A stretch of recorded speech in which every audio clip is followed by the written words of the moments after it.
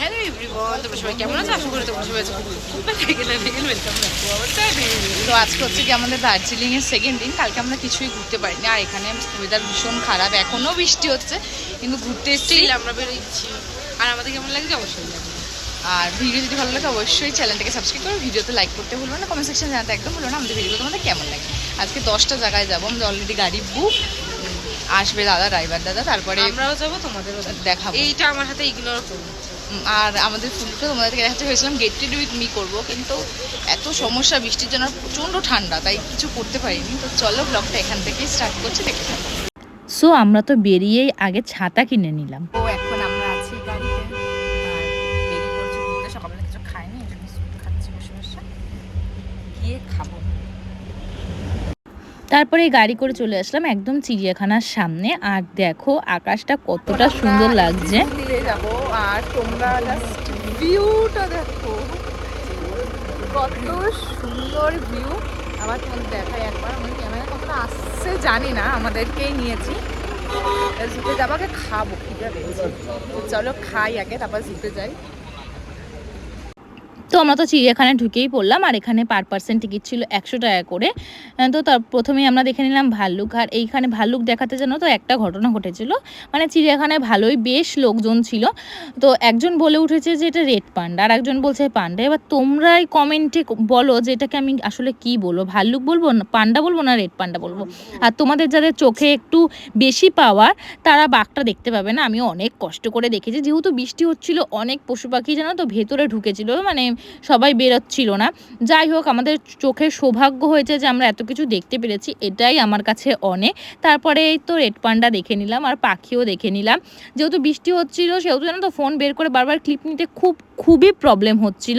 আর দেখো এবার তো চিড়িয়াখানা ঘোরা হয়ে গেল। অনেকক্ষণ পরে জুতে ঘোরা হয়ে গেছে, হাঁপিয়ে গেছি প্রচন্ড, মানে উঁচু নিচু রাস্তায় উঠতে হচ্ছে। আর আমরা কোথায় যাবো? বুদ্ধ টেম্পেল যাবো, মেয়েকে দেখাচ্ছি। মানে যতটা 10 টাকা ঘোরার কথা, আমার ড্রাইভারের সাথে তাই কথা হয়েছে, যতটা ঘুরতে পারি তোমাদের সাথে শেয়ার করছি। বুঝতে পারছি না, শুধু কুয়াশা কুয়াশা, কিছু দেখা যাচ্ছে না। আমাকে দেখা যাচ্ছে বাইরে পুরো কুয়াশা। আর এখানে সবাই রক ক্লাইম্বিং করে, আমাদেরও ইচ্ছা ছিল করার, কিন্তু বৃষ্টি হচ্ছিল প্রচণ্ড পরিমাণে, তাই আমরা আর ওঠার রিস্কটা নিইনি। এমনি বাবা আমার একটু বেশিই ভয় হাইটে, আবার যদি উঠতে চাই, যদি পড়ে ঠরে যাই, তার তো তোমাদের সাথে আর ভিডিও শেয়ার করা হবে না, তাই আমি আর দিদি উঠিনি। তারপরে চলে এসেছিলাম আমরা, এটা হচ্ছে গিয়ে রামকৃষ্ণ মিশন। আর এত উঁচু, যারা আমার মতন হাঁপানি রুগী আছো তাদের জন্য এটা একদমই ওঠাটা খুবই ইম্পসিবল, তাও আমি অনেক কষ্ট করে উঠেছি। তারপরে চলে এসেছিলাম চা বাগানে, আর এত পরিমাণ বৃষ্টি হচ্ছিল এইখানে, তোমরা আকাশটা দেখেই বুঝতে পারছো পুরো কুয়াশায় ঢাকা। আমাদের কপাল খারাপ, ওই যে আমরা কাঞ্চনজঙ্ঘা কখনোই দেখতে পারিনি। এখন আমরা এসেছি টি গার্ডেন, আর জাস্ট দেখো কিচ্ছু দেখা যাচ্ছে না পেছনে, আর বৃষ্টিও পড়ছে, ছাতা কিনেছি। চলো ঘুরি, এখন অনেক ঘোরার জায়গা বাকি আমাদের। দেখতে পাচ্ছ প্রতি জনের কাছে ছাতা আছে, তাহলে মানে তোমরা গেস করতেই পারছো যে সত্যি সত্যিই বৃষ্টি হচ্ছিল। আর আমরা বুকে আশা বেঁধেছিলাম যে আজ না হয়তো কাল ঠিকই কাঞ্চনজঙ্ঘা দেখতে পারবো, কিন্তু ওই যে কথায় বলে না, আশায় মরে চাষা, সেই চাষা আমরা। তারপরে তো বুদ্ধদেবের টেম্পেল ঘুরেই আমরা চলে গেছিলাম লাঞ্চ করতে, কারণ প্রচণ্ড দুপুরের লাঞ্চ করতে এসেছি, অনেক কিছু অর্ডার দিয়েছি, সব খাবো, খুব খিদে পেয়ে আসলে দেখা সো এখন আমরা দুপুরে লাঞ্চ করতে এসেছি। আর এই রেস্টুরেন্টটাতে আমরা কালকেও খেয়েছি, খুব ভালো রিভিউ, আর সত্যি খাবার দাবারের কোয়ালিটি খুব ভালো। আর এত সুন্দর হোটেলটা, যদি ফগি ওয়েদার না থাকতো, তোমাদের তো দেখালে আমি ফগি ওয়েদার পুরো, তাহলে খুব সুন্দর ভিউ পেতাম। কিন্তু আনফর্চুনেটলি আমাদের লাকটা খারাপ, এর জন্য 2 দিন ধরে এই ওয়েদারই হচ্ছে। দেখা যাক কালকে এরকম ওয়েদার থাকে। কালকে তো আমরা দার্জিলিং ছেড়ে অন্য জায়গায় যাব, তো সেই ব্লগটাও কিন্তু দেখতে পারবে। তো চলো খাবার অর্ডার করেছি, আসুক তোমাদের দেখাচ্ছি।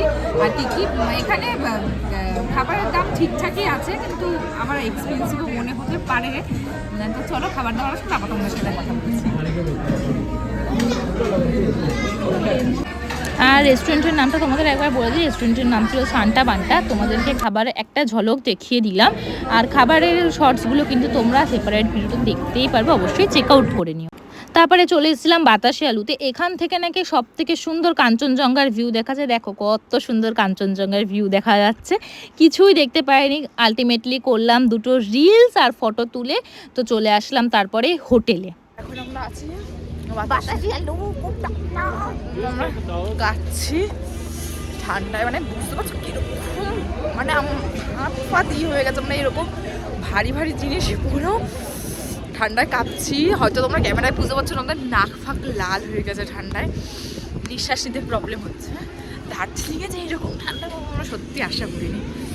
ভিডিওটা কন্টিনিউ করছি, দেখতে থাকো। ফোনে চার্জও শেষ হয়ে গেছে, যতটা শেয়ার করার চেষ্টা করছি, দেখতে থাকো। সন্ধ্যেতে বেরিয়েই প্রথমে আসলাম কেভিন টার্সে। এখন আমরা রেডি হয়ে বেরিয়ে পড়ছি। তখন আর ট্রিপলানে খুব তাড়াহুড়োর মধ্যে ছিলাম, 10 মিনিটের রেড চেঞ্জ করে আবার হোটেল থেকে বেরিয়েছি। এখন আমরা আছি মেলে, তারপর তোমাদের দেখলাম আমরা আগের ব্লগে, তোমরা দেখে নিয়েছো অলরেডি। হ্যাঁ, তারপর যাবো চকবাজার, একটু শপিং করবো। তো চলো তোমাদের দেখাই। কেভিন টার্সে খাওয়া দাওয়া করে চলে আসলাম চক বাজারে, কারণ শপিং করতে হবে, যেহেতু আমাদের এটাই লাস্ট দিন ছিল দার্জিলিংয়ে। তারপরে তো মেলে আসলাম, আর এখানে একটা সুন্দর পারফরমেন্স হচ্ছিলো, সেটাই তোমাদের সাথে শেয়ার করলাম। মেলে কিন্তু এরকম হতেই থাকে, যদিও বা সেদিন বৃষ্টি হচ্ছিল বলে দুদিন ধরে একটু কম সংখ্যকই হচ্ছিল, তাও তোমাদের সাথে একটা ক্লিপ শেয়ার করলাম এটা। আর ব্লগটা কেমন লাগলো let me no in the comment section. তারপরে তো রাত্রে ডিনারটা করে আজকের মতন ব্লগটা এখানেই এন্ড করলাম। ভালো লাগলে লাইক করে দিও, টাটা। সো আজকে এখন আমরা এসেছি ডিনার করতে, তো ডিনারটা সেরে ঘরে যাবো, গিয়ে ঘুমিয়ে পড়বো। তো আজকে মতন ভিডিওটা একটুখানি, যদি ভালো লাগে অবশ্যই লাইক করে কমেন্টে জানাতে বলো না আমাদের ভিডিও তোমাদের কেমন লাগে, আর অবশ্যই চ্যানেলটাকে সাবস্ক্রাইব করে দিও। টাটা।